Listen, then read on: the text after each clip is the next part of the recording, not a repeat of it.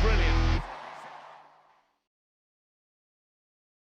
And yes, you're welcome. It's a wonderful day today, a tantalizing throwback Thursday. Welcome to Prime Sports. My name is Austin Sorens, and this is where sports lives. And in the spirit of throwback, we just showed you some of the great moments from last season's NBA regular season and playoffs. Anyways, joining me today to talk sports and, of course, analyze some of the highlights we just watched and anticipate more exciting highlights like that coming soon is my co-host, co-pilot, none other than the professor himself, Professor Umetu Dixon Umetu King, who, in spite of our amazing peace to come, his, what's the word now, pep talk was not enough to secure victory, in spite of the fact that I said we were going to win 2-1, and I'll show you why I said so. Coach Dixon, you're welcome to the program. Always great to be here. Good morning, viewers. Good morning. Good morning, Pastor Austin. Great to be here. Before I go to, I'll talk about that, the shade my younger brother gave me. I'll talk about that when we're talking about the Flying Eagles. Yes. But it's a wonderful day to be here too. The NBA, people that don't follow the NBA, let me just let you know something right now, that the preseason, there's preseason is going on right now, and your favorite teams have been playing. I'm sure if Ose is watching, Ose already knows that the preseason has kicked off, and for the teams that had some trades and they're sizing up their new teammates and everything. But we saw the electrifying highlights that we saw there, the entertainment that the NBA can bring. And if you also just a football lover, I can assure you that if you switch a little love, for basketball, you come back smiling on your face. Last season, we all know that a new champion was crowned in OKC Thunder, and everybody's looking. When you win like that, especially in basketball, they're trying to see if you're going to repeat the whole thing, or three-peat, or four-peat, as they call it. Yeah. So time will tell. One of the significant things going to this season is that LeBron James is going to. We can't say this enough. Going to this, I think it's his 22nd season, and it's going to be 41. I think he should just go and retire. It's to me. He says he still feels that it's okay. He said that age is just a number in his heart. That his organs are telling him he's in his 20s. His organs are saying he's in his 20s, but the age is just calculated from the calendar. But his organs are telling him something different. So that he's still there to give us, the goods. But everybody knows that. But if he still stays, I wonder who's going to break that record of most points again. Nobody, because whoever is supposed to break it, we should have been watching the person by now. Except the person is just starting, and the person is maybe like 17, 18. And the person, yes, has planned to be around for another 20 years. So, how many people play 20 seasons? That's where I'm going. It's just like someone saying 50-50. It's just like someone saying 50 points every wants to season. outscore Cristiano Ronaldo. You should have been doing it already for at least the past 15 years or 10 years. And you must be scoring like 50 every season. So you should have scored a certain number of goals already and keep to say, okay, I want to compete. Maybe let's watch the likes of Erling Haaland and see if they can do something. But I don't think so. They're once in a lifetime generational players, as we call them. Yes. For me, I'm anticipating the NBA. Not so much expectation. I'm anticipating it for the action of the game, the love of the game, but not a particular team. I think that in recent times, and I say this because it cuts across all sports, and my support for teams and being a fan of one team or the other, I think that maybe it's because of the age we're in and how that we're in the rise of technology, we're in the rise of information. You have information at your fingertips much more than we had in the past. So as a result, you see these players more. You know more about their personal lives. You know everything that's happening. You know about clubs. Who knew about owners of clubs in the past? Who knew about affiliations? Who knew about who they were dealing with and all that? So I think, I'm just saying, now we see the business side of sports way too much. And for those of us who came in quotes, as purists, Yes. wanting to enjoy sports for Just the way for the fun of for the sport, fun, for the beauty pure of it, love of it, for the athleticism in it. Those of us that came into sports for those reasons, you're now getting, I'm turned off. Yesterday we were analyzing Formula One. Yes. I like to drive. I like fast cars. I like to drive fast. I like that feeling. That's hence my affiliation with Formula One. But you can't wrap your head around certain things. You know that. Come on, you don't lose your skills. I mean, come on. So all those kind of things, and as a result, you see it. Let me use basketball as an example. You start hearing things where people are talking about party affiliations, the side you support, this and that, and it's affecting the kind of impression they create about themselves. Now I'm watching. I don't want to call any name before you think it's real life scenario. A certain star, NBA star, but his affiliations based on who he supports. Leave sports. No, So for me, it's pushed sports to one side in people's minds because now you've over politicized it and it's no more about the sport. It's no more about the game. They try to the keepers of the sports are trying hard, like we saw in F1. Now they've noticed that Coach Dixon said this thing 5 years ago. So in that 5 years they phased out Vettel, phased out Hamilton, and quickly brought in Max. But Max is a loose cannon. And he's not the poster boy they wanted. They like his fighting spirit, but he causes too much. And he got upset because they said he's causing too much. You're a sportsman. Let me use Max Verstappen as an example. That was the big issue from last season. They kept cautioning him on the kind of comments he makes. Because in F1, everything you say is recorded in your team radio. True. And they play it back. So they just looked and said, this one is not the one we are looking for. He's not our poster boy. Who's next? Oscar Piastri. Well, I started his tantrums too, but I don't know if that's scripted. But you know what? Sorry to cut you. Yeah, it is. I've been in this dilemma also in my head, caught in the web of this. And a lot of times, I've read people's opinion, people that, probably share my school of thoughts. And I've seen comments where people throw back at those of us that think that way. They've come out to say that, the sports must evolve. I must follow the trend. Mm-hmm. And if you want to stay afloat in the market, you must follow the trend. And many people gave an example of, I don't want to call phone brands, how some phone brands didn't have that foresight and they were left behind. Mm-hmm. And they talk about companies that didn't see that foresight and they were left behind just because they were stubborn and stuck into their own. That's why I didn't want to BlackBerry for phone and Yahoo for tech companies. Yeah, so stuck in the past. Because they had that this was the traditional way of doing things. This was the way things should go, and they were stuck in the past, and they were overtaken.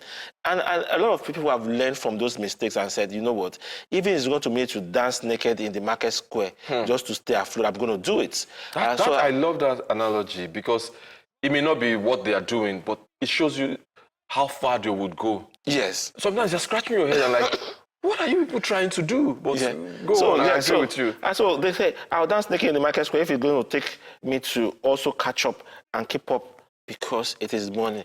Remember all these companies you highlighted, how they lost out. And then people are not ready to lose out on that. I'm going to follow the trend. And unfortunately, our generation is being caught up. The other generation are not saying all these things they are saying. They like how the whole razzmatazz that is added into it, the sportainment about the whole thing. They love it. They like how it's going. Because, and companies are looking at, Pastor Austin and Coach Dixon, maybe the bigger market is these younger guys, maybe we'll stick with them. They are doing meetings upon meetings. So for me, I've decided to say, you know what, I'm just going to enjoy what I see and what I get right now because I've enjoyed my own time. And most times, if they see old clips, they're like, what's all this? And so, but you can't blame. It's a generational shift, and True. I think it's time for some people, us, to really adjust before you see someone.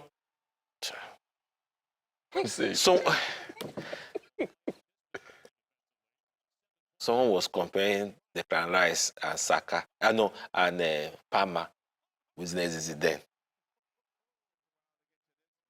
Before, I will before I will grow red.